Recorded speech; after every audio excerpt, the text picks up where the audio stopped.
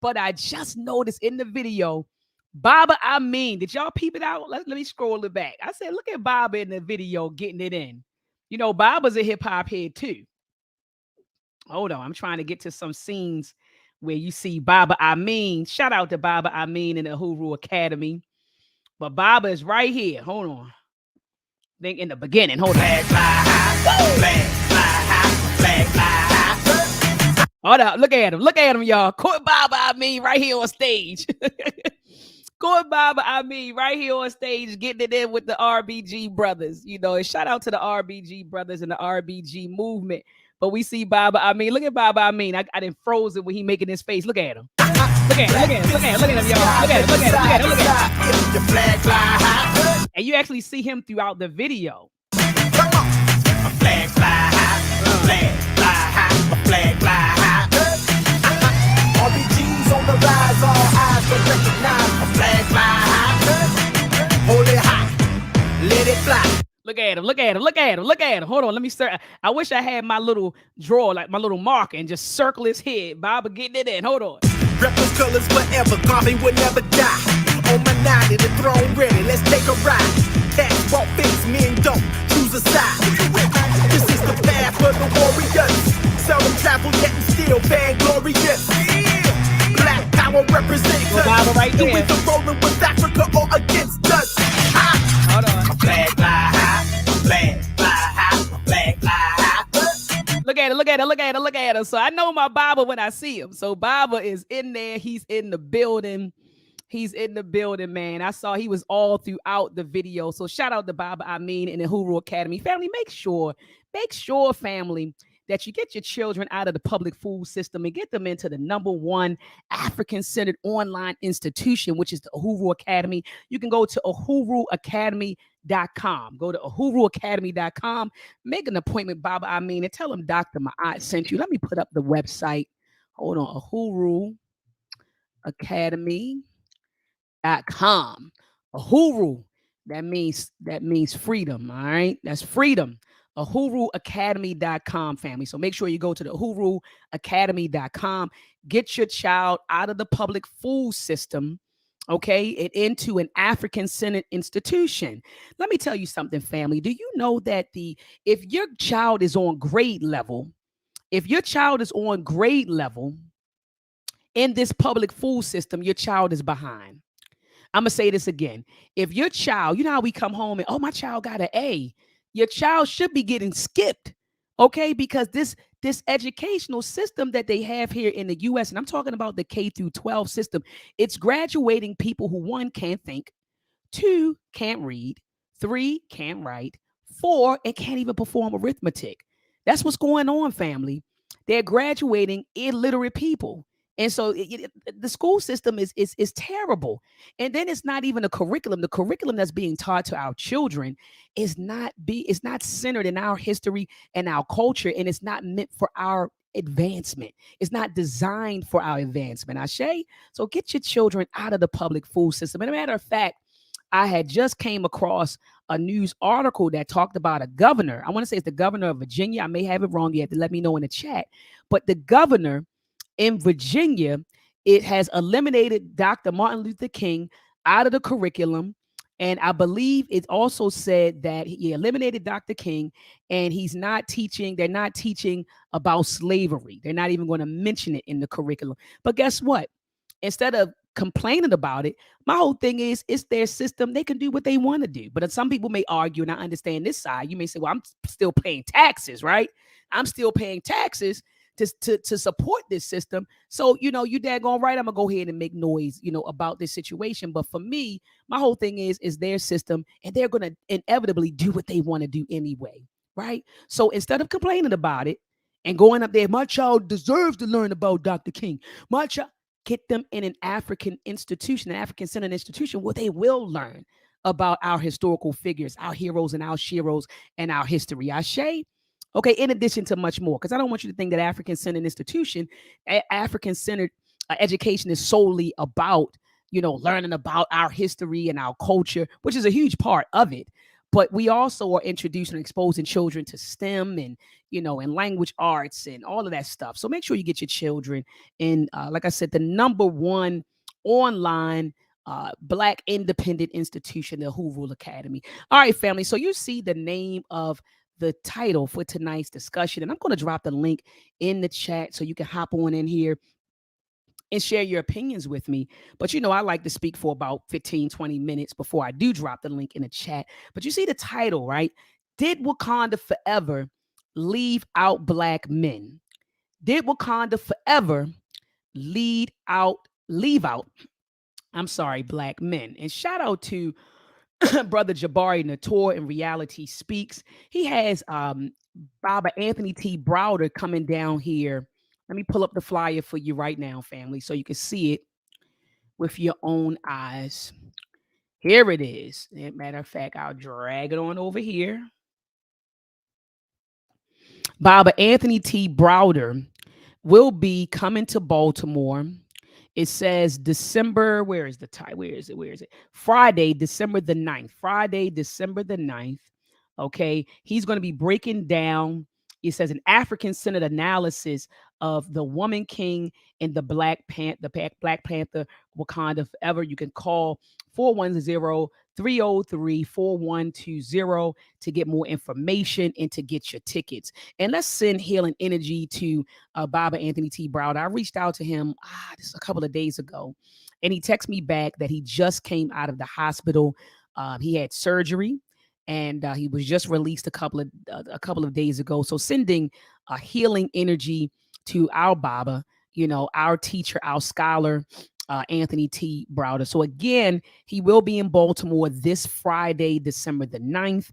Okay, at the Temple of New African Thought, I believe. But for more information, get your, call the number 410-303 or 303-4120, okay, to get more information. Or you can email this organization, Reality Speaks of Survivors Nation, at survivorsnation@gmail.com for more information.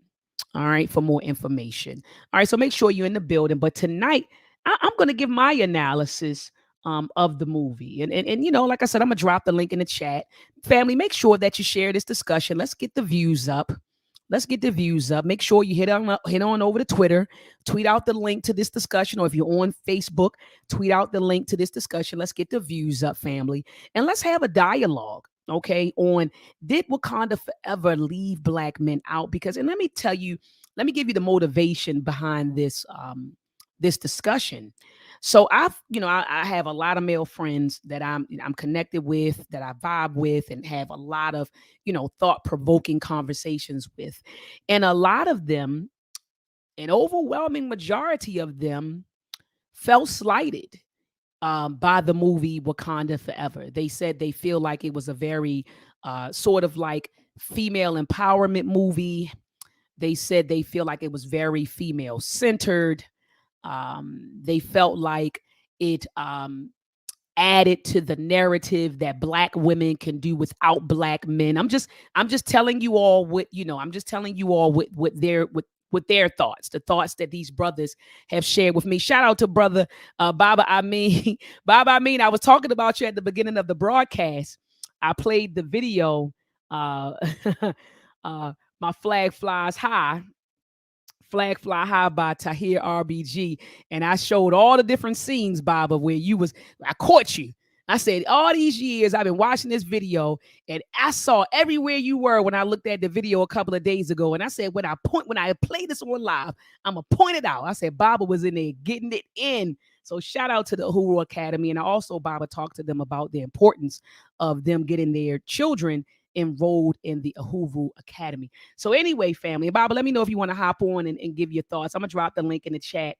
Anyway, but tonight's discussion, did Wakanda forever leave out black men? So let me get back to these sentiments that these brothers were telling me. So they said they feel like Wakanda Forever was very female centered. They feel like it promoted feminism, black feminism. Some brothers feel like it kind of added to the narrative that black women can do without black men. There were some brothers that said, yeah, I think that was pretty much it. It was female centered. It promoted black feminism, and they feel like it fueled that whole narrative that black men can do without. I mean, black women can do without black men. And so the majority of the brothers whom I'm connected with shared these sentiments, but there were brothers. Shout out to people like your brother Jabari, and when I politic with him, my brother Milton. There was some brothers that were like, I like the movie, and they were just saying, it's y'all turn. The Marvel universe, the Marvel cinematic universe is dominated with, male heroes and male villains and male villains, male heroes. And so some brothers was like, it was a good movie, and some brothers are like, I took my daughter to see it. I think that it was great to see women empowered. And so there were some brothers, that did feel that way, that it was a great movie, and they took their daughters out there to see it, and they felt like it was empowering for women to see, and they didn't feel slighted by the movie at all. And so I'm just sharing what you all, what people have been saying. And so anyway, I saw the movie 3 times. I repeat, I saw the movie 3 times. The first time I went in there, I didn't know what to expect. I just said, I'm just going to go see the movie, right? Like my cousin, she had like a birthday party, and she wanted to do a family movie night. And we all went to see Wakanda Forever, right? And so I didn't know what to expect. I just went in there, just went in there and just, chilled out. So I didn't know what to expect. The second time I went to go see it, when was the second time I went to go see? I went to go see it with my students. And so by that time, I actually, by that time, I've had conversations with different brothers in the community, and so I was aware of their issues with the movie. So I went in the second time like, let me kind of see where these brothers are coming from. Just trying to figure out and trying to take myself out of self and see where they were coming from. Today, I went in there with my analytical hat on, right? So I said, let me analyze this movie to determine if black men were actually left out, and if this movie promoted black feminism. And I do agree that it was empowering for females to see female warriors. I mean, think about this. It seemed like damn if you do, damn if you don't. It's like brothers are sitting complain about sisters twerking, and then when it's a movie where sisters are the female warriors and the heroes, that's an issue too. Like, come on now, like let's cut it out. All right. And so anyway, I do agree that it was very empowering for women to see a queen mother. I think that Angela Bassett, oh my goodness, if classy, or if a class act was a person, in my opinion, it would be Angela Bassett. Oh my goodness, when the movie opens, right? And she's addressing, I don't know if it was the United Nations, but she was right there, and they were trying to get their hands on vibranium, and they wanted Wakanda to share the vibranium with, other countries. And she came in there, even just the outfit that she wore. I mean, look at her. This is her right here. Just a class act. Okay, so she came in there. She was very eloquent. She spoke very eloquently. She was very articulate, very powerful. She was the queen mother. She wasn't twerking on the stage, anything. I think that imagery I think that imagery is necessary, especially when our girls are inundated day in and day out with images of Cardi Bird and young what's her name? Young Miami, and the City Girls, right? The City Girls and Young Miami and Meg the Stallion. It was refreshing to actually see a black woman dressed in African attire, sitting up, perched up, posture up, and she was just a queen in the way that she spoke, in the way that she conducted herself. Classy. Okay? So you had that going on. Then you had the female warriors getting it in. And so I think that it was very, I think those images are definitely necessary. And I think those images are empowering. Now, let me get to this. Did Wakanda Forever leave out black men? My answer is no. And let me tell you why. The movie starts out at the beginning, the movie starts out at the beginning with a tribute to Chadwick Boseman. Let's start right there. It's a tribute to T'Challa. So they start off, and the sisters in the lab, and she's like, "Oh, I lost my brother." She's upset or whatever.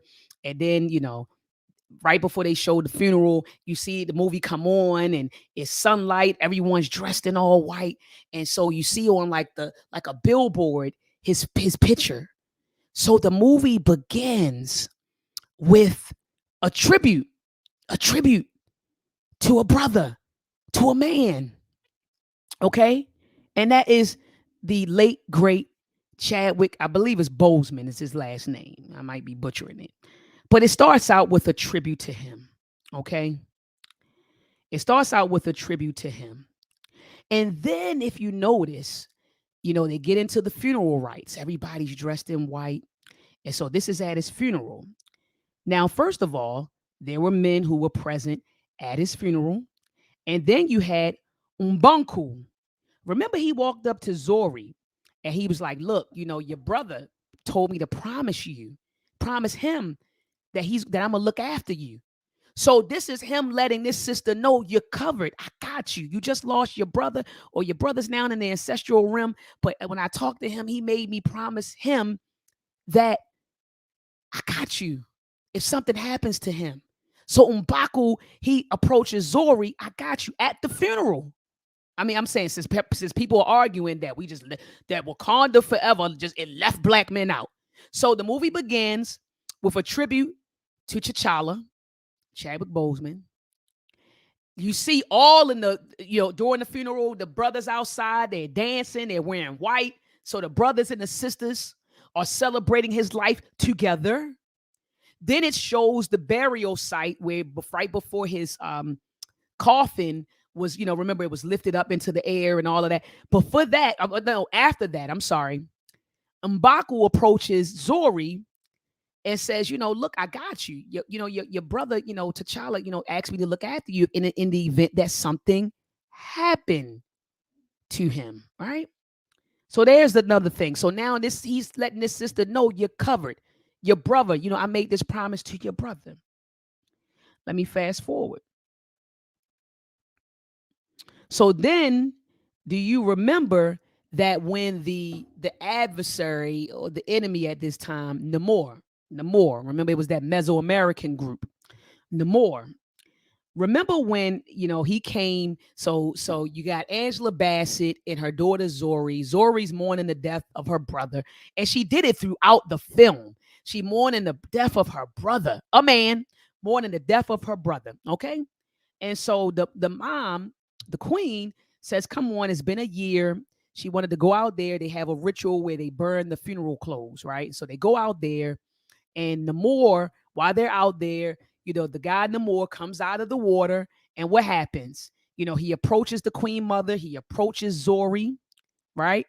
And so, because he's trying to find this scientist that created this vibranium detector, and he's like, "Look, y'all need to help me find this person, or and kill this person and then call me or whatever." So that's what that was about. But anyway, after he left, remember the council convened. Do you all remember that part? The council convened, and the council was comprised of whom? Was it all women? It was men and women when the council convened. And a matter of fact, M'Baku came through there. So you had the council of elders there. And then M'Baku came through there to give his input. And he called the guy the flying man or something like that. And he's like, I think he called him the fish man. That's what he called him, the fish man. He was like the fish man. They said, "Well, what do you want to do?" He said, "Find the fish man and kill him." So the brothers were right there in the council. Since we're saying that black men were left out, the brothers were there, okay, in the council, okay, when they were trying to decide on how they were going to, what they were going to do, right? And so when the queen convened the council, the brothers were right there. Next, because I was writing down notes, family, while I was in there. Next. So fast forward, a lot of stuff happened, right? In between then, a lot of stuff happened, which resulted in Namor and his crew, or that underworld nation attacking Wakanda. Okay. And so when they attacked Wakanda, the Wakandian men, they fought right there with the women. I saw the whole scene. Like I said, family, I saw this movie 3 times. The men were right there fighting with those female warriors when Namor and his nation attacked Wakanda. Okay. They were right there. Okay. And a matter of fact, when the queen mother died and Zori ran in there, you see who's holding Zori? Who's holding Zori while she's crying? M'Baku. M'Baku is holding Zori. So when they were trying to revive the Queen Mother, remember, so after Namor and his nation attacked Wakanda, the Queen Mother, they're trying to revive her, and one of the female warriors said, well, hold her back. Hold her back. And when they were holding her back and she fell out, who was holding her? M'Baku, a man. M'Baku was there. Okay. M'Baku was she was there. So M'Baku was holding her. So hold on. Let's fast forward. Now, do you all remember at the Queen Mother's funeral? At the Queen Mother's funeral, first of all, there were men present there. And what happened? M'Baku approached Zori. M'Baku approached Zori. M'Baku approached Zori, and he asked her, what's going on in her heart. Like he was trying to comfort her, and he was talking about the importance of adhering to the ancestral traditions and things of that nature, because one of his biggest things with her is that she scoffs at tradition, that she was kind of caught up in technology, but she scoffed at tradition. And so he talked to her about, following tradition. And, he was just like, what's going on in your heart? Just trying to check her temperature. Okay. This is a man now, M'Baku. And then while he was there with Zori, Zori said, well, is it okay if the elders and our people come up to the tribe of Jabari? Everybody move up there to the tribe of Jabari for protection. And M'Baku said, sure. So remember, everybody kind of packed up from the city and they went to the mountains. And who did they stay with? They stayed with M'Baku, the tribe of Jabari, which is a tribe full of nothing but men. I didn't see any women in the tribe of Jabari. And guess what? I wasn't tripping. Some people, hey, where the women at? I wasn't tripping. So it was the tribe of Jabari. And so they went up there to the mountains with the tribe of Jabari under the leadership of who? A man, M'Baku. All right, let me keep on going. So Zori's ready to go to war with Namor. She's ready to go to war with his nation. She's ready to go to war with his nation. So then you had the scientist, the American scientist, who was helping her prepare.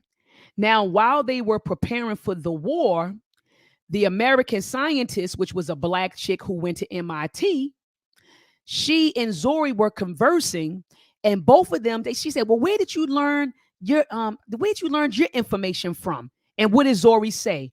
I learned all that I know from my brother. I learned all that I know from my brother. This is what she said. And then Zori asked the American scientist, I forgot the chick's name, well, where did you learn all your stuff? She said, my dad. My dad taught me everything I know. She said my dad used to work on cars and he brought home parts and he would let me. So both of these women are talking about where they got their knowledge from.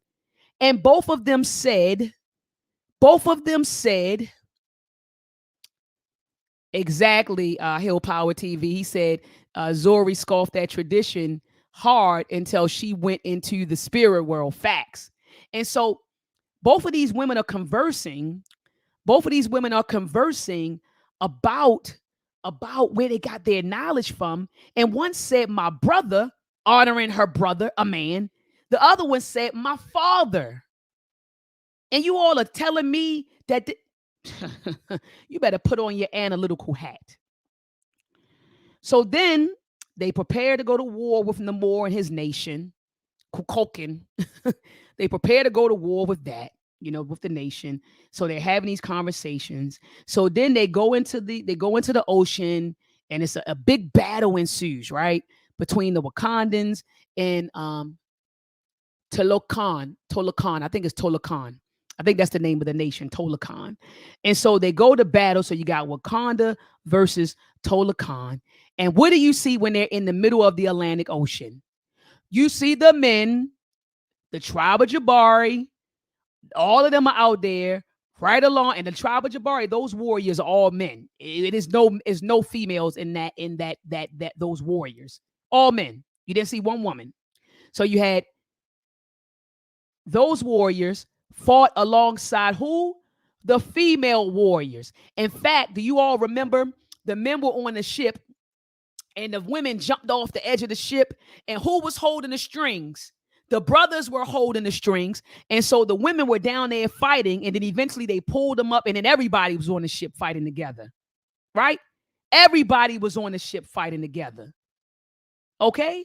So everybody, I didn't see a strong man in the film. Well, what film were you watching? Because I saw plenty of strong men and I saw plenty of praise going to men in the movie. So what movie were you watching?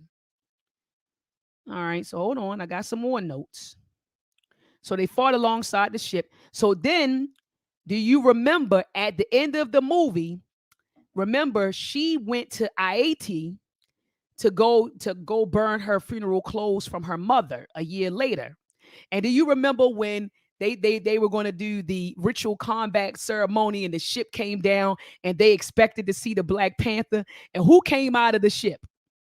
M'Baku. And he was like, yeah, the Black Panther has something else to do. The Black Panther sends her regards. And he was like, I'm here to, he said, I'm here to basically fight for the throne. So what I interpreted that to mean was that because he knew she wasn't coming, right? Because he said Black Panther sent her regards. You all remember at the end they were cheering because they thought she was going to come down for ritual combat because remember that's there so someone could challenge the throne or challenge for the throne. It was challenge day. So they thought she was showing up, but M'Baku came through and he said, she sends her regards. And he came through and he said, I'm here to challenge for the throne. So what I interpreted that to mean is that he was there to fight on her behalf because he knew she wasn't coming. So he said, I'm here to challenge for the throne. So in my mind, I'm like, oh, he came on her behalf. So if somebody was trying to step up for the throne, he would have fought them. You understand? That's where my mind went. All right, family. Then the movie ends. The movie ends. And shout out to my sister Mama and Koyo in the building. I love that warrior sister. You know, that's the divine compliment of my big brother, Baba Amin. And so salute to that queen in the building. All right. And so then at the end of the movie, what do you see again? You see another tribute to Chadwick Boseman. So remember when Zori was in IAT and she was burning her funeral clothes, she's sitting there rocking and she's just crying, right? While she's rocking, she's crying. And you see flashbacks of Black Panther 1. Different clips showing her interaction with her brother T'Challa. So the movie began and ended with a tribute to what? T'Challa, Chadwick Boseman, who's a what? A man. Hold on, I'm not finished yet. Then after the credits go up, after the credits are finished, here comes I think her name is Nakia. I may have butchered his sister's name. Nakia, which is played by the sister Lupe. But it's Nakia. So she comes down there, and who does she have with her? A son that she conceived with, Nakia. Thank you, Mama and Koyo. Nakia. So she came down with a son that she conceived with T'Challa. So now here we go, another male presence. So they're just lining it up for another Black Panther, the son of T'Challa. So they end the movie with that, right? The credits, after the credits go up, now you had the son of T'Challa who's there. And then last but not least, God dang it, the son name, his Haitian name was what? Toussaint Overture. right? Who was the general, remember, for the Haitian Revolution, a black man. So the son, he said, that's my Haitian name. And then she asked, Zori asked him, who are you in their language? And then he said, Prince T'Challa, son of T'Challa, right? But he said his Haitian name was Toussaint, a black man. A black man that we hold in high regard, who was part of the Haitian Revolution. And she said her response was, woo, that's your name? She said, it's a very rich history behind that name. So he was named in honor of a powerful black man. Toussaint. Some people, they said Toussaint in the movie, but it's French, so I think it's Toussaint. And so don't tell me that it wasn't a male presence. It wasn't any strong black men in the film. It was all about females. Stop it. These are people, in my opinion, who have issues. They got some of our folks, I'm gonna just keep it real with you. Some of our folks have some issues when it comes down to gender, man. Like if the story focuses on men, where the women at? And if the story focuses on women, where the men? What? Chill. Sometimes it ain't even that heavy. Sometimes we got to get ourselves out of ourselves. Does that make sense to you? Sometimes you got to leave your male chauvinism at the door. Sometimes you got to leave your misogyny at the door. You got to leave your misandry at the door. Misandry and misogyny is real in our community. And I'm not saying it's all of us. Shout out to my brothers and sisters who love each other. The vast majority of us love each other. It's just an element in there. It's an element of brothers and sisters who suffer from misandry, hatred of men, or misogyny, hatred of women. And they bring that, and so they're looking at the film through those lenses. Let me say that again. There are brothers and sisters in this community, an element who suffers from misandry and misogyny. And so when they watch the film, and I'm talking about the brothers who suffer from misogyny, they watch through that lens. When I watched this film, I went in there with an objective mindset, I viewed the film through an objective lens, because I said, I really want to understand where these brothers are coming from. Is it black feminism? Because I don't subscribe to black feminism, period. I denounce it. Let me say that again. I denounce feminism and black feminism. I denounce all of that. So I'm trying to understand where these brothers are coming from. Wait a minute. Oh, man, did it promote black feminism? Is it a female-centered movie? I really tried my best to understand where my brothers were coming from. So like I said, I went in there and viewed the film through an objective lens. And what I saw from beginning to end was black men and black women together. No, the black man wasn't the hero in this particular film. But he was mentioned throughout. The Black Panther, he protected us. Well, we're going to still be protected, but the Black Panther, he was talked about throughout the whole film. And what I saw was black women stepping up when we need to step up. And let's not act like we don't see that in reality. Let's not act like when something happens with our men that we don't step up, because we do. And that's just the reality. Stop it. Your grandmother stepped up. Stop it. Your mama stepped up for you. Stop it. Your auntie stepped up.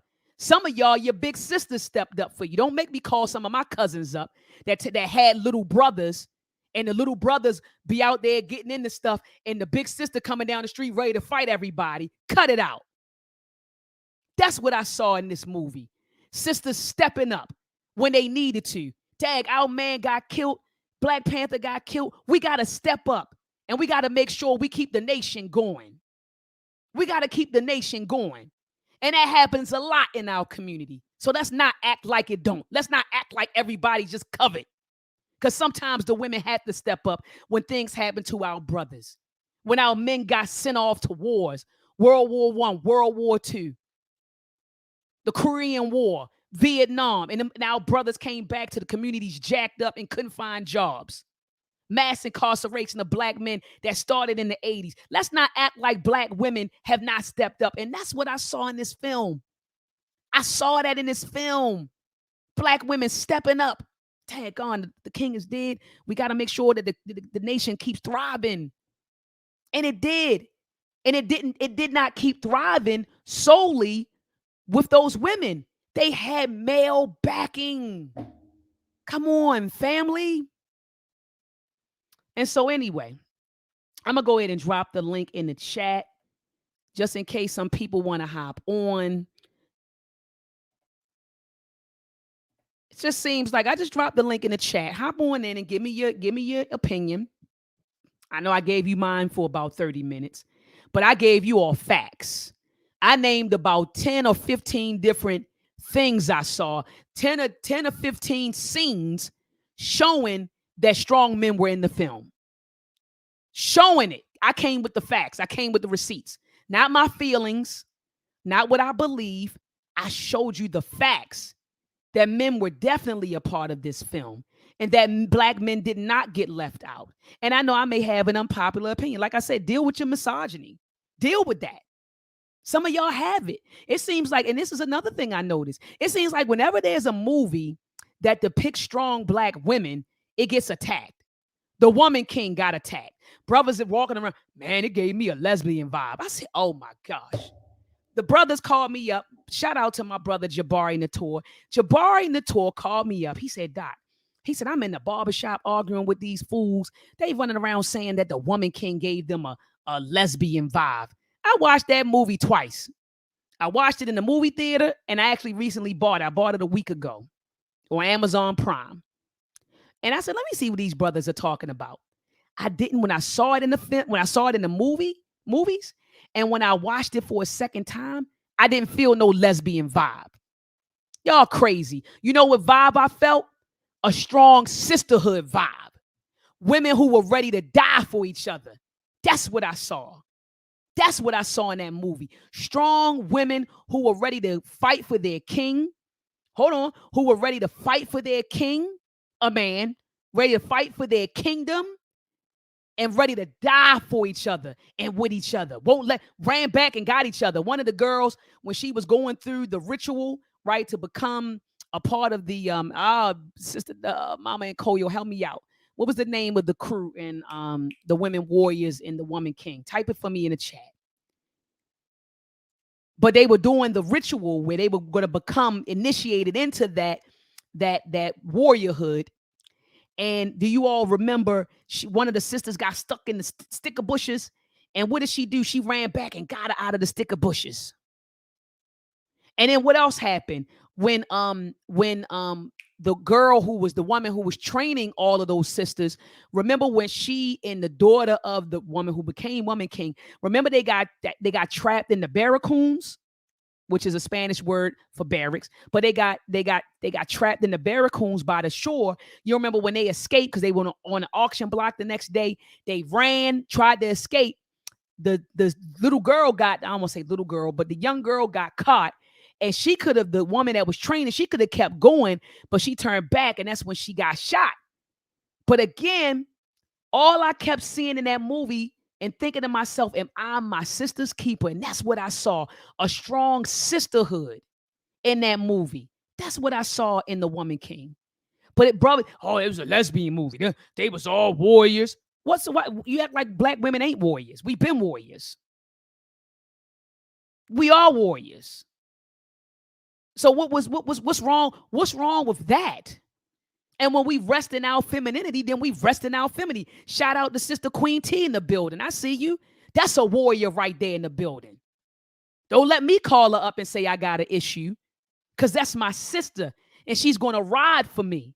And so when we want to rest in our femininity, we're going to rest in our femininity. But when it's time to step up, we're going to step up, just like the lioness. You ever observe a lioness? You don't want to mess with her. And it's not to say that the lion is not around, The lion is right there. The lion is around. The lion is around. I see you, Shay. I see you, Inyame. I'm gonna bring you all on. But that's not to say the lion ain't around. But don't mess with the lioness, cause she'll bite your head off too. She'll bite your head off too. In Zoki, yes. In Azoki, yes. So that was the name of those female warriors in the Woman King in Zoki. Thank you so much, Mama and Koyo. Izoki. But yes. And then when Harriet Tubman, remember the movie came out, Harriet Tubman, brothers had an issue with that. The Harriet, I don't, the actor, she ain't FBA, she not African American, man. It's just seemed like every movie that come out and it's a strong black woman, right? A woman who is strong, empowering, it's a problem. It's an issue. And I'm not talking to all the brothers. I'm just saying I'm noticing amongst these dudes. Because amongst men, the men that I know, they like, shoot, do your thing. The brothers I know, shout out to Baba Amin, shout out to Baba Imhotep and Professor James Small. They like, oh, that film was cool. They didn't have no issue. They didn't have an issue. But the brothers I just named, see, they're men. See, they men. See, I know. See, women, one thing we know when we're dealing with men. Huh? Thank you, Queen T. She said we versatile. Thank you. Thank you.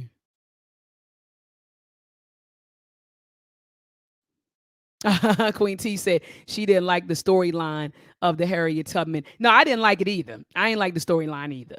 But it just seems like, and I'm strictly talking about when the movie just came out, it was like, it seems like every time a woman is a black woman is at the center of the movie just start getting attacked. It's like, come on. Movies come out about brothers all the time. I'm right there. We right there cheering you on, going to see it. I'm right there. But golly, when movies come out with us, yo, don't do us like that. Right? Don't do us like that.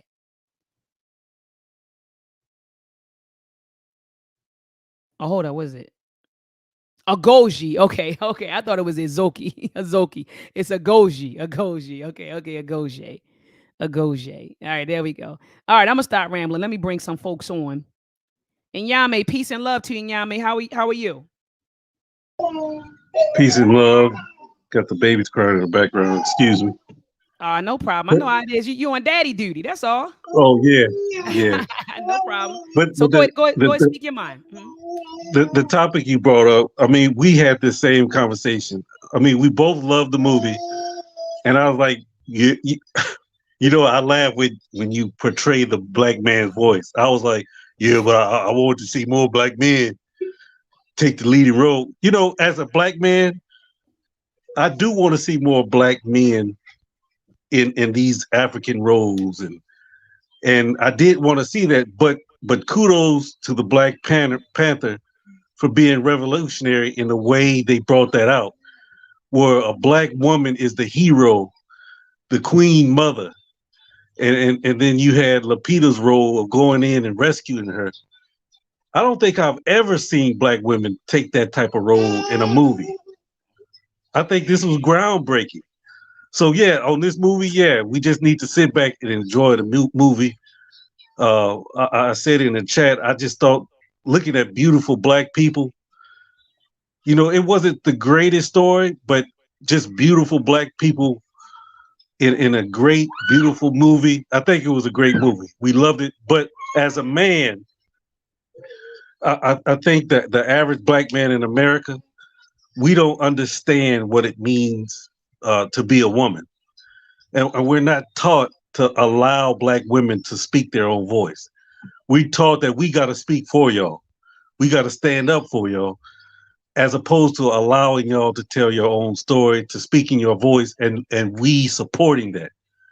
We don't really know how to be supportive of black women. Now, I know it should come natural, but it really doesn't. It has to be cultivated. It has to be put into the culture that, we got to support black women when they speak up and speak out. Oh, shit. Am I making sense? Oh, that you make yes, sir. perfect sense. Absolutely. And yeah, I mean, like when you say see more of them in the roles, I'm gonna be honest, and I'm sure a lot of sisters would agree with me. When we watched Black Panther Part One, we wasn't sitting there like, I wish it was more women in these roles. Why do women? Why do women? Why do women? I mean, we didn't do that. We was sitting back. We No. were cheering. We was like, dang, we was confused. Like, should we be cheering for Yes. T'Challa? Should we be cheering for Killmonger? Like, we love both of the Yes. characters. You get what I'm saying? Yes. Right. We were sitting there like, wow, we laughing at Umbanku because he funny, the tribe of Right. Jabbar. But we wasn't sitting there like, well, why would you do women? Why would you do women? We didn't do that. We didn't No. do We that. We both. celebrated the movie itself and the That's what we energy did. and the spirit that it brought with it. Absolutely, absolutely. So Right, but does this also kind of speak to we against the traditional African culture because of this also? Because women play such an important role in traditional African culture, and we're kind of brought up in an anti-African environment. Yes, sir.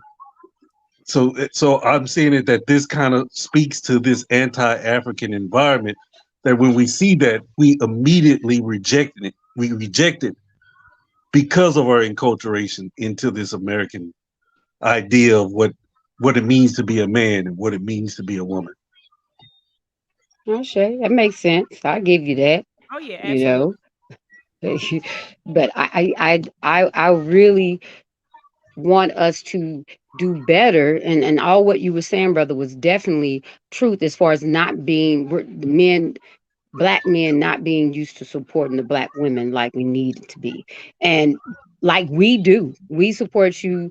We like four flat tires. We're there, we're encouraging, and we're gonna have your backs. Um but I know that we just perpetuate that division that they want us to. It's always been since the beginning of the times when they took the black man out of the family. It's always created that division, that competition. So we're always looking, and and in this society, we're taught that the black man is the household, that the black man is, or not just the black man, that men, period, are they're the you guys are the gods of the household. You're the head and all that. And don't get me wrong, there are things and ways that that families are upheld, and there that the roles that are in there, but that's not how it don't have to be that way. Men and women, like you said, sister, earlier, is that men and women, we should be fighting alongside each other. Is the Absolutely. time out for who needs to be ahead and who needs to be in the front? That's not what we need. All hands on deck right now. It has nothing to do with that. And you create that great African spiritual balance when you have the netter root, when you have both man and woman together. And I mean, why can't we be seen as the ones that had your back, and I got you, I've upheld you? Something happened to T'Challa got killed, and here we are. We're honoring him in every which way. Why can't it be just seen as that? We were honoring and mourning our family member that was taken from us. Mm, Why can't we? Just like Queen Ramonda was saying in the scene where she was talking to the general of the Dora Milaje. She said, "Haven't I given enough? mm, All my family is gone. Haven't I sacrificed enough? Come on mm, now. What mm, more do you want from us?" mm, mm. So I see. So go ahead. So what were your thoughts, Mama and Koyo, on the topic? Do you think that Wakanda Forever just left out black men? Absolutely not. Absolutely everything. The I'm glad you are a fact finder. You go research, baby, because I'd have been up here high headed talking about no, because see, when you came with the facts and you pointed out every moment that black men were right along beside the Mm-hmm. women in Wakanda Forever. You saw where the black men were the backbones per se. You know what I'm saying? They, like you said, them holding the Dora Milaje up with on the rope and taking them down the side. That's called partnership, and that's the way it should be.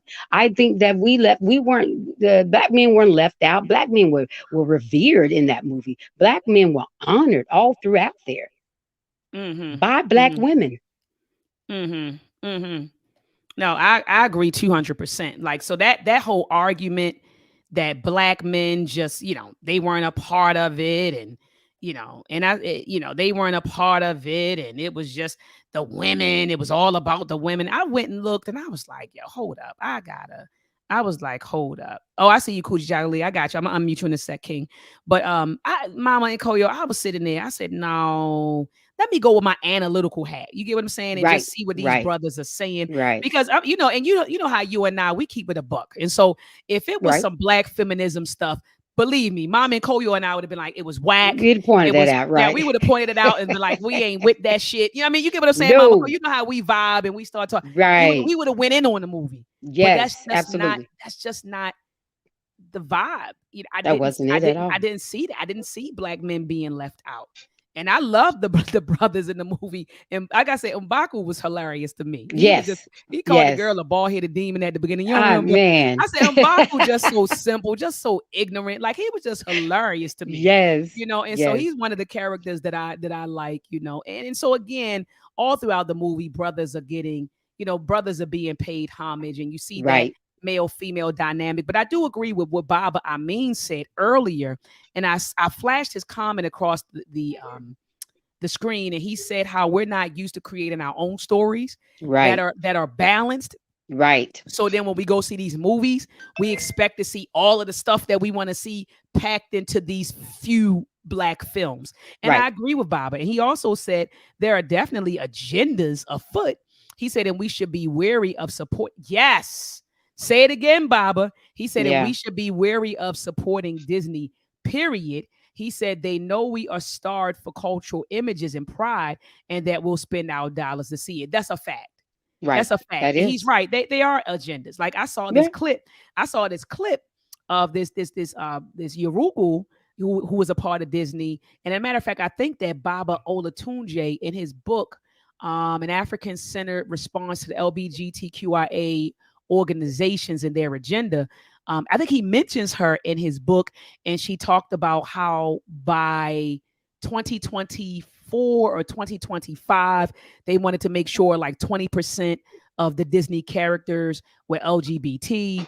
And so like it's a lot of that being pushed in the Right. films. And so I do and it's not even just LGBTQIA, it's other stuff.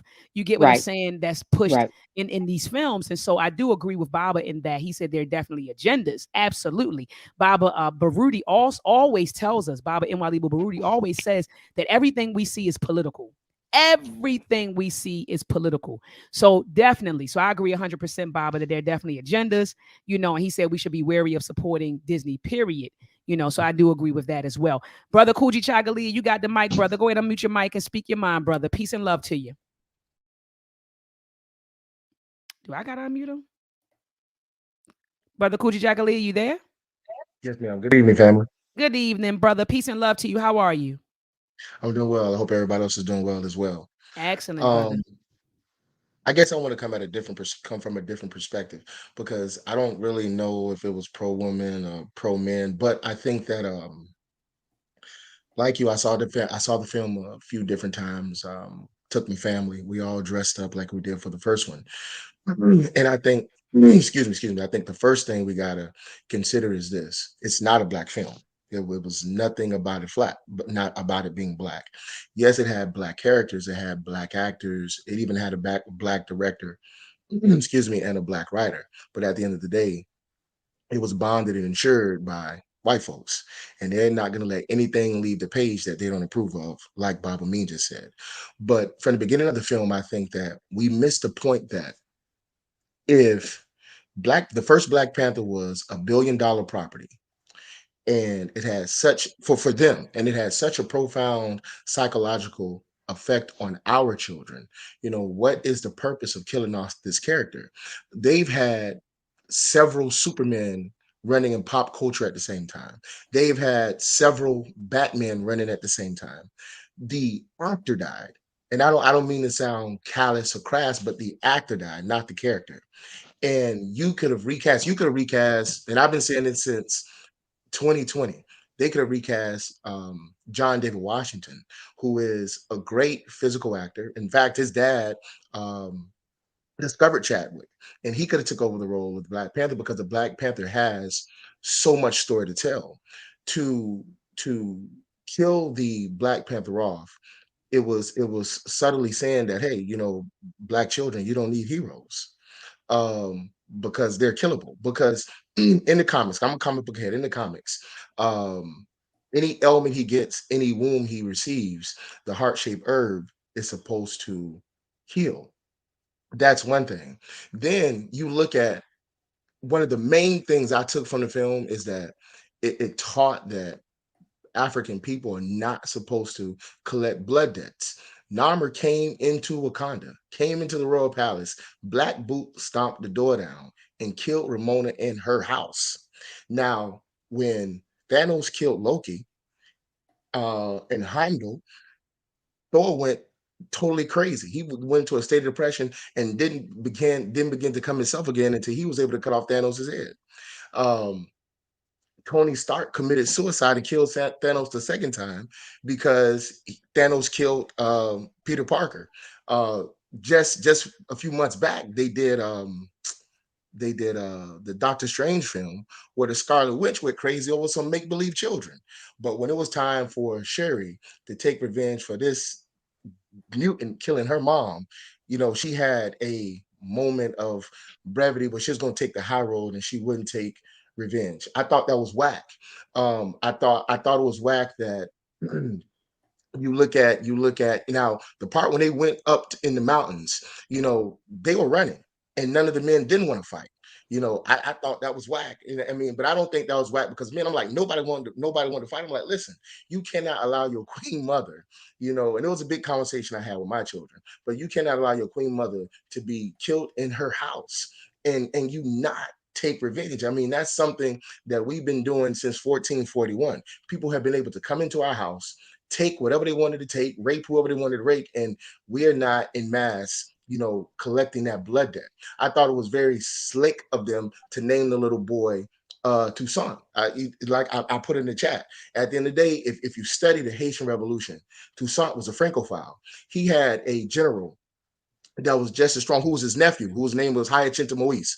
He was just as bad and just as strong as Dessalines, and he wanted Hyacinta to re-enslave the Haitians in the north because it's like we got to recreate, the economy so they'll accept us into the world economy. And Moise was like, no. Now this was his nephew, and he killed him. I, so what you telling me is, it's one of those things where if you don't name him Dessalines, you don't name him, Henri Christophe, you don't name him Hyacinth Moise, even Jeanette Boulet, who flew, a dead white baby as a standard in the war. You have all these different Haitians to pull from, but you choose this one because in popular culture we're taught that, and which is false, that Toussaint, was the one who got Haitians over the hump to freedom. And we know, the ones that have studied just a little bit, we know that's not true. So I think that beyond the fact, wait, another point. I always tease. I said, Shuri, was funny to me because I felt like she was Elaine Brown, but she had a little taste of power getting the mantle this time because her best friend in the movie was who? The CIA. So those little subtleties, I Hold on, think, hold was on. Who the was the best? Who was the best? Who's the Who was best friend? her best friend was a guy in the CIA, who? Ross, Yeah, yeah. But who you're saying he's the best friend of who? Sherry, Zori. Shuri. Shuri. That was They went they in. weren't best friends. Yeah, they I were don't best think They were so. friends. best They friends. She the one told old girl to go break him out of jail. Go but back and look at it. but that wasn't. They're not best friends though. Yeah, they're not best You That's friends. get what I I'm that's don't. saying? I don't. I I mean, wouldn't you get buy what I'm that. saying. I mean, but I mean, if you go back and you look at A Taste of Power, I think it's chapter 2, when Elaine Brown sits there and she's giving all information to the Kennedys, or to that guy, the Kennedy, who was in the CIA. I mean, it's the same relationship. I mean, there were things. I think Krugler is a better writer and director than he was able to display. Outside of all the other stuff, but talk about the women, because you can have women that are least. You got super. What's a girl name? Wonder Woman and different things like that, where women can be the lead. I just think that it wasn't a good film because it wasn't a good film. I don't think they hired the actress who plays Shuri to be a lead. I don't think they did that, and she didn't do a great job of carrying the film. And like I said, those things, the biggest things is this: if somebody come into your house and kills your mama. And then all of a sudden you're gonna have this moment of, you know what, I don't have to kill you because I should forgive you. That's whack. Because it's the same thing that we've been doing collectively since 1441. And if everybody else can take revenge, and this has already been established in the MCU. If everybody else can take revenge when their loved ones are taken away from them, and we can't, that's a major issue. And I think that that's the thing that we should be focusing on, not necessarily a black woman, black man divide. If I'm making any sense. Well, you make great points, and that's when you dissecting the movie. But and that those are, like I said, all great points.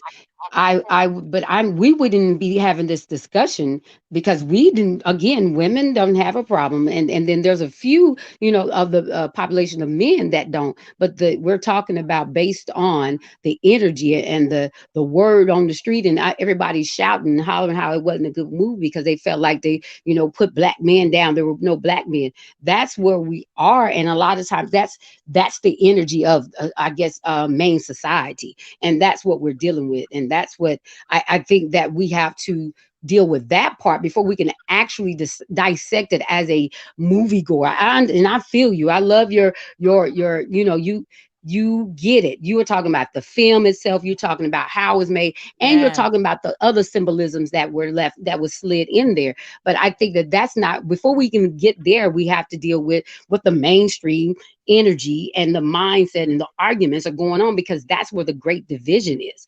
Those underlying things, which are very major things that they're sliding in, can very well take us out. That's fine.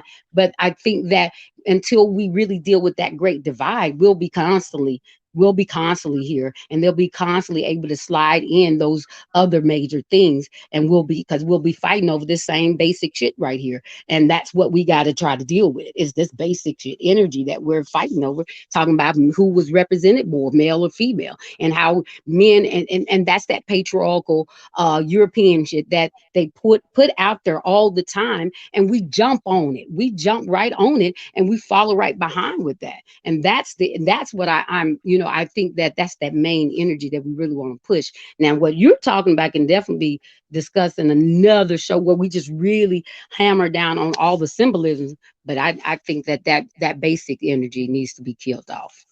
Yeah, I think that Two brother more things, Koofy really quick, if I Chagalia. may. Hold on, let Two me more let me things, just if I quick, really quick. let me just kind of interject really quickly, brother Koofy Yes, ma'am. Chagalia, because I just wanted to give you your props, because you came with a perspective that I didn't, and so I'm like, wow, like you was breaking down like why did they choose Toussaint, and I'm Right. like, well, he's a black man, and then you was like, Hmm. but then you kind of got into, well, why did they choose him? So we're looking at it as we're just like the question, did Wakanda forever leave out black men? No, Right. they didn't. But like she Right. said, and I agree with Mama and Koyo, if you kind of want to dig a little deeper, and that's what you're doing, you're going another layer. You're saying, Right. okay, well, yeah, it was a black man, Dr. Mada, they named the son after, but why do you think they chose Toussaint instead Right. of Desert and anybody? I'm like, wow. So thank you so much for your perspective, brother Kuji Chaglia. But go ahead and say your 2 points, brother, before I pass the mic to Sister Tanisha. Yes, ma'am. So 2 points. I think first and foremost, like I said, we got to be careful. We got to stop having, getting into tiffs about what Euros create. There is that, we have to look at it from an analytical perspective. But last thing is there was feminist stuff in it, because like I said in the chat, the dermalogy that they had in the film didn't come from the canon Black Panther universe. They were created by this lady by the name of I don't know if you want to call her lady, but this female by the name of Roxanne Gay. Marvel hired her in 2016 to create a spinoff. It flopped commercially and Mm, critically. They fired mm. her in 2017. In that, she made the two Dora Milaje homosexual like they did in the film, and then they decided to take that, a failed concept, and put it in the film. That was at the very end. At the very end, you saw them kissing and all that kind of stuff. But that you saying So, that was so by this particular woman that you just named, that was her idea or no? yes, her name is Roxanne Gay. Her name is Okay. Roxanne Gay, and Mhm. she is a self-proclaimed bisexual feminist. You can look her up. Okay. So there was a feminist push in it, and so it was there. But I I think there were so I many wouldn't say things. that that was the whole film though. Like No, it No. wasn't. I don't think like the whole film was No. centered around No, feminism, No. lesbianism, No. black feminine. I don't think that that was the energy of the whole film, brother Kuji Right. no, Chagalia. ma'am. But I do understand that you're saying that element was present, Right. and I agree that element was present. Absolutely. Thank y'all for having me. I sincerely appreciate sharing No, my no, no, don't opinion. go because I got to ask you another question. I got to ask you one more Okay. question, Coach Shagalia, because I was reading through your comments, right? And you said you felt like it was hyper masculinity. Could you define that for me? I didn't say that. I thought No, you that said was it was. me. Oh, that was you that said Yeah, I don't something even know about what that hyper is. masculinity. Oh, That okay, was okay, me. okay, okay, okay. So you what were you Yeah. talking about, Mama? At that point, Well, do you remember? it was a really how when you were talking about how butthurt a lot of the men are talking about not seeing Oh, themselves. I think, and that's what I'm saying. It's just that energy of is hyper masculinity. Like, why can't I? How dare you say that women can do these things that you have them out there doing? And it's that ego, and that's what I was saying. It was hyper masculinity. Why they butthurt about. So yeah, that was me. oh, that was you. Okay, all right, brother Cootie Chagalia. Did you want to add anything else, brother, before I pass the mic to Sister Tanisha? No, man, we just got to stop fighting over that stuff. If I can dig anything it. they produce, I think we can look at it from the perspective of African people. I think that in Absolutely. for instance, Quilombo, there were women warriors. They had Dendara. Dendara was Yes. beautiful. In Yes. Sankofa, Yes. Nunu Mm-hmm. was beautiful. Yep. So we have our films that were created by us, where we have beautiful warriors who were black women and black men. And if we refer to those films, then we can always go in and look at what they produce through an African lens. Beautiful. Oh, thank you so much, brother Cootie Chagalia. Appreciate you, brother. Bibi Sis- Fohodie. Bibi Fahodie King. BB4, yeah. Sister Tanisha, you have the mic. Go ahead and speak your mind, Queen. Hey, peace. So, Dr. Ma'at, I'm actually Niame's wife. I'm his feminine counterpart. Peace, sister. So, peace to the Peace, Yes. panel, peace sister. to the chat. I heard And, you was over there telling them the truth. yes, I'm so happy that a lot of what you guys are saying is what I have been, like, that's what we've been discussing. Mhm. And, like, like pillow talk, like stuff like that. And Right. I am coming from a millennial standpoint. I was born in '88, so early 30s, almost to my mid 30s. And of course, it's pop culture. So we have to take it as it is, right? Culture Right. content. It's pop culture. Right. And I'm happy that we at least have a foot in the door. Because right now it's starting, it's a conversation starter, especially for us Mhm. millennials who are getting out of the whole Western WASP patriarchal paradigm that we have been brainwashed since Mhm. conception. Mhm. It's in our DNA. I mean, that's our intergenerational trauma that we were brought under. So this movie, okay, so we have 5 children, and we have two out of the 5 children, we have 2 girls.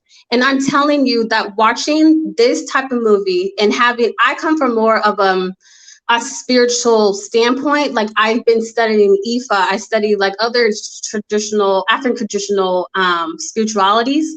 And so just seeing the different aspects of the pathways or the avatars or the manifestation of the divine feminine is quite beautiful.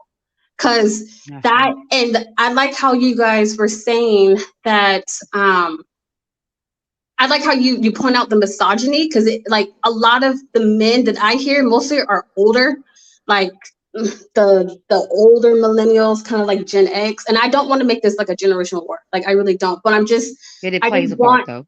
as I'm in the spaces of Instagram and like I observe, like I don't make content, but I listen to people, right? I listen to the youth, and I hear a lot of confusion, but it's just a lot of like this. It's still the misogyny. It's just because they don't know our background. They don't Right. know about the manifestation of divine feminine. They don't know that Oshun. Okay, so if you take it as Oshun, people have this misconception that the Orisha Oshun, like, she is beautiful. She is the god, or Mhm. she is the of love and sensuality and, like, Mhm. just self-esteem. But she's also a warrior. There's different avatars of her. That's right. She is Right. a warrior. That doesn't make us masculine in the sense of the white patriarchal Right. system. Right. And Right. so going back to, we have 2 daughters, and they're only 2 years apart. And when I'm telling you, they are different night and day. They're different night and day because they are showing me the different manifestations of my own femininity that I I say. had to heal. You know, Right. and so one daughter, she's more hyper feminine as as a way, like, the typical like makeup dolls, all that stuff. And the other one, she's more like fire. Like, I'm in your face. What are you gonna do Right. about it? And that's more like me. Hey, I'm in your face. What are you gonna do about it? But that doesn't make me a black feminist. Right. So Right. how they portray, especially this one, I thought it was very beautiful. Yes, As well. we're still underneath the whole pop culture. I mean, that come on, like, of course. I mean, there's people online right now in TikTok where the European descent people are upset. They thought it was white, it was racist, for them to refer them as colonizers. I mean, that's just silly, right? So They it's are. but, Right. Right. They butt hurt because it's the truth. The exactly. truth I love it how you said shall it's hurt. not. It's The, the truth, and the truth is like there's different ways that us black, so-called black women, how we are portrayed. It's just like the Shaka Khan, I am every woman. That's a divine feminine. She's everything and nothing at the same time. She right. encompasses everything. That's why you have daughters of Oya, you have daughters of Oba, you have daughters of Gemija. And even within those daughters, there's different avatars, meaning different manifestations. It's just like in Hinduism. Like you look at Kali Ma. Kali Ma is just one manifestation of Devi. That's it. Yeah. But it's just because we live under this, like I said, this wasp patriarchal paradigm where it's like femininity can only look this way, where we're Right. under the man, Right. that we're his Right. clothes. That's it. Right. How dare you to be a leader? How dare you to speak up? So what does that say about Winnie Nelson? Like, Come like Art on. Mandela, sorry, yeah, sorry, Winnie Winnie Mandela. Like, Mandela. Yes. sorry, yes. Like, what do you say about her? Is she masculine? Is she a man? She had to step up. She worked in perfect balance with her, well, That's right. ex-husband now. That's right. So it's just some of us have that fire. Some of us have that, but it does just because some of us are supposed to fight alongside with our male counterparts or our masculine counterparts, it does not take their fire away. And that's where, Right. like you said, this bruised ego, this imbalanced ego, it needs to be healed in our men. Because it's like my light will never outshine your light. It shouldn't, Right. especially as Right. a healed, whole feminine counterpart. Because Right. it's, so I as say. a millennial, I love it because it's like that's what I teach. That's what I'm teaching my children. That's what I teach to other children I'm around. It's just like you could still be a ballerina or you could still be a so-called princess and you could still want to do this, and this, do martial arts. Right. It does not make you less of a woman, but it doesn't take the man out either. And so I agree with you. I do not believe that it takes, like there was no great representation of the so-called black man. Like I thought it was beautiful. Like you said, like Umbaka, he was right there along Every the way. moment. Yes, he Right. was. Yes, Right. But he it wasn't was. just Right. him, it was his crew too. Like you said, Right. like come on. It was just a beautiful balance. And sometimes it's a queen mother and sometimes it's the king. And you just that's life. It's seasons. And but again, it has to go to, we really have to study, not just like the historical standpoint, but also in spirituality. We have to study the Orishas. We have to study even like the Haitian like spirits, spirituality, like different spirituality. Cause I know it's just like, there's different tribes, but really study our spirituality and really understand like, okay, this is making sense. And because that's where I feel like a lot of people are just not getting it. But it's okay because it's their, I feel It's like that coming. it's their path. And so for the rest of us, it's like, okay, some of us women, like we're gonna stand up, we're rising up, but I'm standing up alongside with my husband. But like, no, That's like right. That's right. you take the front, I take the back. You strap, I'm strapped. Like it is what it is. Like Right. Come on now. Well, let me drop a bomb for this young warrior right here. Come on. That's right. That's right. Come on. She came blew the stage up. She came up here, blew it up, man. And Mama and Koyo, isn't it that she did? I'm sure she didn't watch the interview that you and I did. Remember, you brought me on your platform, Right. Naval Academy, and we were talking about, like, you were asking me questions. We were talking about my life and my journey, and so we got into this discussion of femininity and masculinity, and we were saying that they put femininity in a box, Right. So you're not feminine unless you play with Do dolls, this. or you Say do this. this. So you gotta Right. like pink. You gotta like pink. Right. You gotta Right. like dresses and heels. You Right. gotta wear a bunch of makeup. You No. get what I'm. And every woman is Right. not like that. So that That's means she's right. not feminine, because that may be something that she doesn't like. Like, I Right. grew up with dudes. People probably Right. could tell, but I grew up with dudes. I was the only girl on my block. I grew up Come with on. five guys down the street. And Right. those brothers, Mama and Koyo, they taught me how to fight. I That's was right. out there with them. I'm talking about 6 years old, Mama and Koyo. I'm out there, with them, falling off of trees, breaking Come my on. ankle. You get what I'm saying? Right. My mama beating me. What you doing out there? Why are you climbing trees like them? You a girl. You're Hey, not that's what supposed. my partner's You doing. know. I'm gonna do it. So I'm out there with them. Right. So, like, every girl is not like that. You get what That's I'm right. saying? I'm out there wrestling with them. They wrestling with me. And then puberty set in, and I was like, well, I don't want to be out here elbowing anymore. I don't No. want to. No. I don't want elbow anymore, Mama Right. and Right. Koyo. I can't play You know, chest ties anymore. I yeah, can't do that. I ain't doing that no more. I ain't playing the tackle football with you anymore. I can't do Right. that, Throw right? up tackle. Mother Nature set in, and it was over for me. And so anyway, but my point is, sister, the sister that came in, Sister Tanisha, we were having a dialogue about femininity and what femininity is perceived to be in this Right. patriarchal, this white patriarchal Right. context that we live in. We also talked about masculinity. Some sisters will look at a brother because he may not like football and lift weights. He's Right. soft.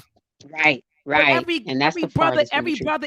every brother is not. Every brother don't want to sit in front of the TV and watch Right. football every Sunday. Every Right. brother may not be into weightlifting. Does that Right. mean he's less masculine than the Right. other brothers? Like, come on, we gotta No. stop that stuff. But more There's a place importantly, for everybody. thank you. We gotta stop judging each other's by judging each other by European standards. That's what we I have to say. stop, by their definitions and standards. I And say. that's what causes a lot of confusion in our community, because we are steady judging each other by European standards and definitions.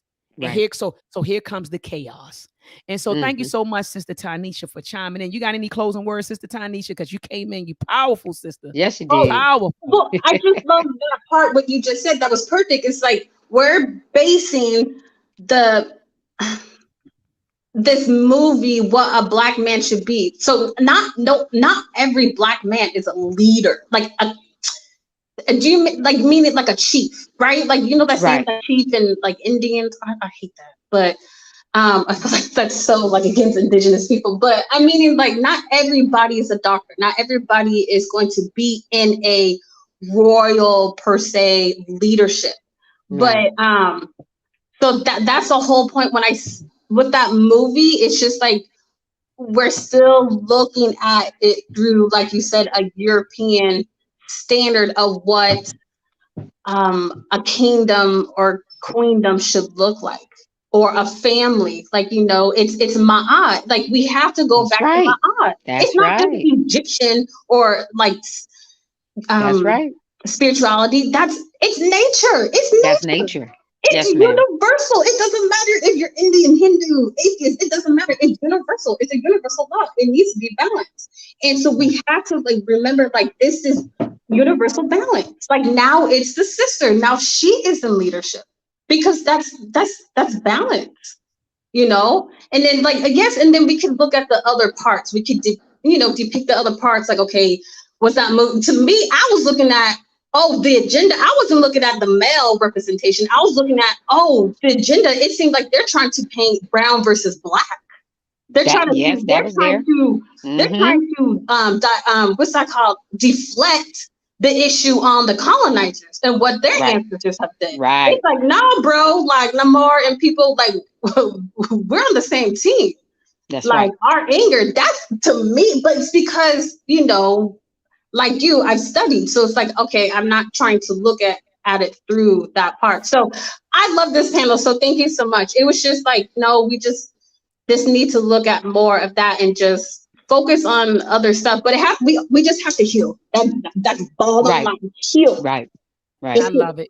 I love it what she just said. She said, and mama, we talk about that often. Yes. The need to heal. That's right. And what that means in healing, we have to sankofa. We have to go back and Right. fetch our culture, fetch Yes. our definitions, Yes. fetch all of that. We got to go back Our and get, more ways and our more values, ways all of of that. yes, we got to go Yes. back. And so shout out to brother Mark McDonald. He said that little white inside is always working in our mind. Ashe. Come He's on right. now. I I say. just I I say. actually did a interview. I had an interview with Okunini Wade Nobles, Dr. Wade Nobles, talking about Okay. killing the European inside of us. Mm-hmm. Because it's there. He's Mm-hmm. right. It's there. That white is right there. So Yes, it is. killing that European inside of us. And so he's right. Kuji Chagalia said balance is not universal, hence the Yurugu, right? Facts. Brother True that. Jabari Nator is in the building. Yeah, brother Jabari Nator, I shouted you out earlier, brother. Show gave everybody the information. Shouted out your event and let them know to come to Baltimore and let them know Okay. that, yeah, Baba Tony Browders will be in the building. So they have all the Cool. information, brother. They got your email address. They got the telephone number. They know it's going to be at the Temple of New African Thought. So I made sure I showed the flyer and shouted you out, even though I'm still waiting for you to call me back. I called you like 3 weeks ago. And, Uh-oh. and I ain't Uh-oh. hear nothing back from you, brother Uh-oh. Jabari. I know you're going through some stuff. I know you're going through some stuff. So sending, hailing energy to your moms. I know you're going, through Ashe. some stuff, mama, my aunt. But still waiting for my call, brother. Still waiting for my call. Yeah, a good part, one of the principles, Mama and Koyo of my aunt is reciprocity.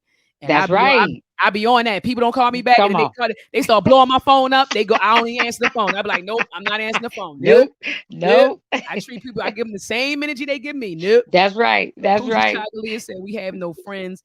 There is no black and brown. Facts. That is facts. He said, we have no friends. There is no black and brown alliance. Facts, facts, facts. Oh, brother Jabari said he in the hospital right now. Yeah, All with right. mama, my aunt. Man. Yeah, he been going through it, and he says she's stable. And I've been keeping up with the progress via Facebook, so I know he's been there Send you with that his mom. healing energy, brother. Absolutely, absolutely, Comfort absolutely, and yeah, for you and the family. Yes, yes, yes. absolutely. All right, Mama and Koyo, do you have any closing words for the listening audience, Mama? I would just like to say I appreciate you having this conversation, and I really, the brother Kuji Chagalia is right. I mean, I definitely we could have the conversation that he was, wanting to have, but like I said, we got to first get that division and got to take that layer, that lens that we have where we always fighting at each other, and then we can dissect that, and then or even in just don't mix the two. Maybe not this forum, but we get convoluted a lot of times because we do have so many layers that need to be pulled back, but we can't miss out on that healing that the sister was saying between the man and the black woman. Hmm. That healing has to happen for us to be able to even go to that next layer and pull that off. We got to deal with with those issues at hand from layer to layer. And I'm ready, and I'm grateful to be surrounded by great role models of black love, and I have my own compliment, and I'm grateful for that because I didn't grow up with that. So that's why the conversation is important to have. We're A lot of us are coming in, just it's not a book. We're trying to figure this shit out as we go, but we know it's got to be different from what it was. So we got to do something. So I have that dialogue, but let's make sure we just do it with the right layers. We can't eat our way out from the inside out. Hmm. We got to get those layers. But we can heal ourselves from the inside out though. So we work with one another. We work with ourselves and heal ourselves, and I think we can heal the couple, the black family, and then we can heal our black nation, and then Hmm. ultimately we got this world taken. You know what I'm saying? That's So right. and that's those that's the energy that we give our students at the Uhuru Academy. So you just make sure you visit us at www.uhuruacademy.com.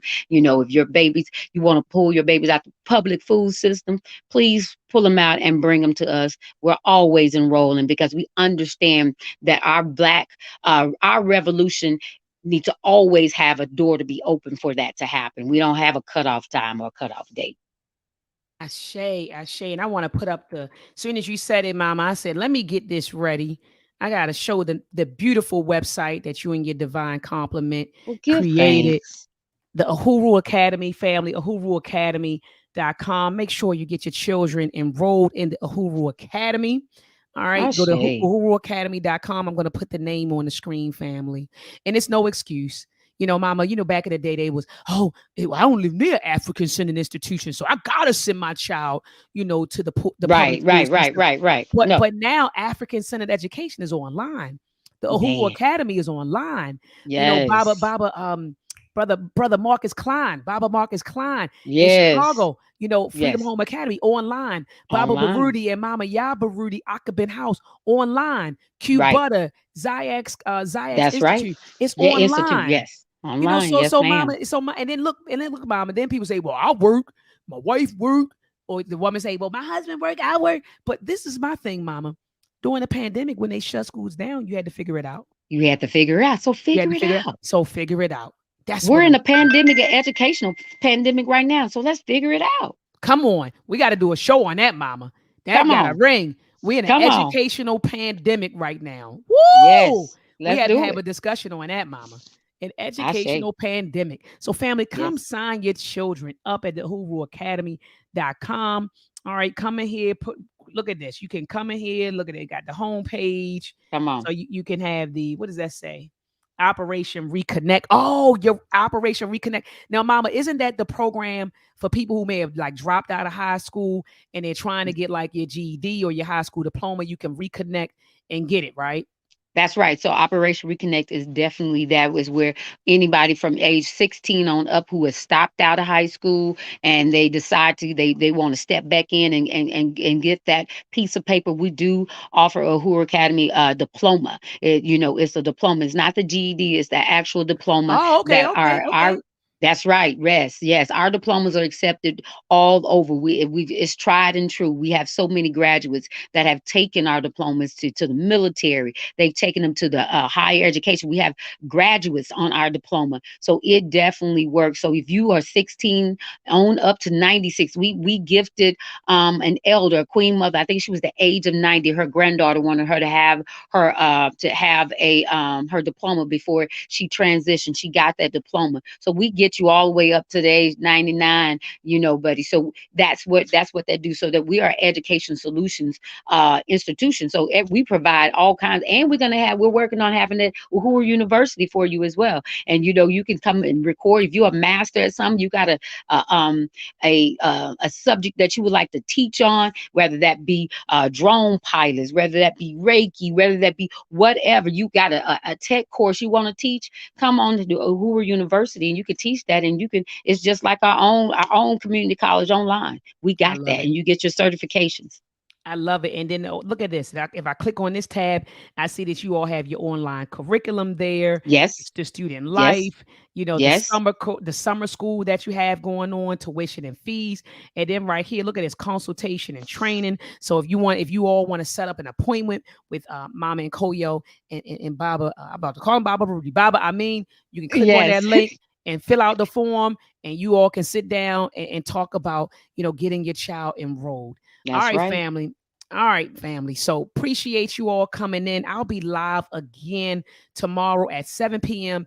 Eastern Standard Time with the Read Book Club. We're discussing chapter 11 of The Color of Law. So I'll be live with Brother JT Coin Rings, aka Brother T Wolo or Brother T.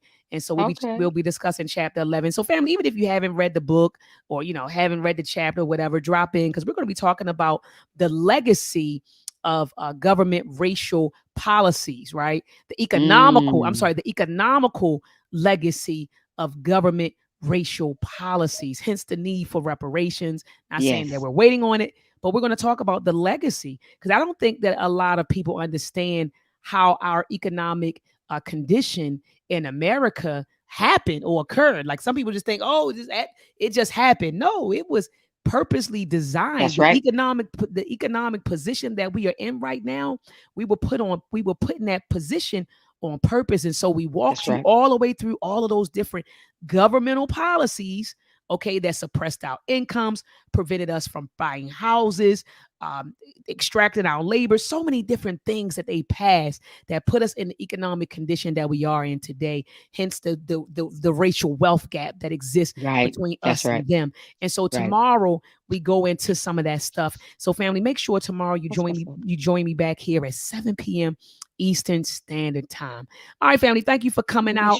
I'm gonna just say Amani na Amandala. Amani na Amandala. And that means Amani peace. na Amandala. Amani na Amandala. So Amani na is Amani peace. na So that's peace and power is Amandala. Amandala. That's Okay. Zulu. That's Zulu. So Yes, yes, Amani yes. Amani na Amandala. All right, family. Peace and Ashe. power. Ashe.